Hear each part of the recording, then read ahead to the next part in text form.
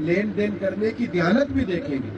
یہ کیسے ہو سکتا ہے کہ لوگ آپ کو پرکھے نہ, جو اپنی ساری عقیدتیں آپ پہ نشاور کر رہے ہیں وہ دیکھیں گے سارا کچھ, اور دیکھنا چاہیے. حرج کیا ہے؟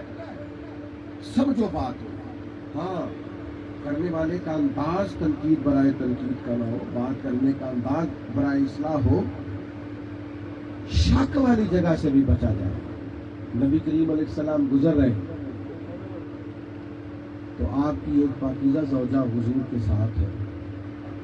ازواج مطہرات کی پاکیزہ ہستیوں میں سے ایک پاکیزہ ہستی آپ کے ساتھ. حضرت عمر کھڑے ہیں, کچھ اور لوگ بھی کھڑے ہیں. محبوب اپنی اہلیہ کو, زوجہ پاک کو گھر چھوڑ کے اور واپس آ کے کہا میرے ساتھ میری اہلیہ تھی. حضرت عمر نے عرض کی یا رسول اللہ, میری ماں مجھے روئے. حضور یہ کیا بات کری آپ نے, کیوں آ کے وضاحت دی؟ فرمایا بس عمر میں بتانا چاہتا ہوں کہ میں نے نکاح کیا ہے, میری اہلیہ.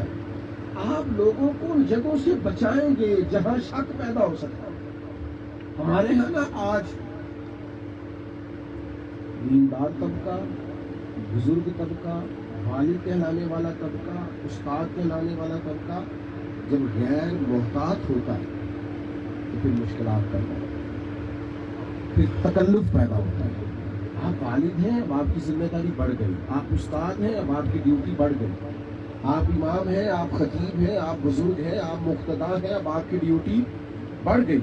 اعلیٰ حضرت رحمۃ اللہ علیہ کے زمانہ مبارکہ میں نا اس وقت لالٹینوں کا دور تھا.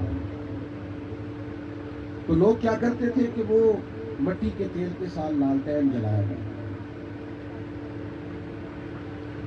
مسجد میں مٹی کا تیل کیونکہ بدبو آتی ہے, جائز نہیں. ایک صاحب بڑی دور سے ارنڈی کا تیل لایا, اس سے خوشبو آتی ہے.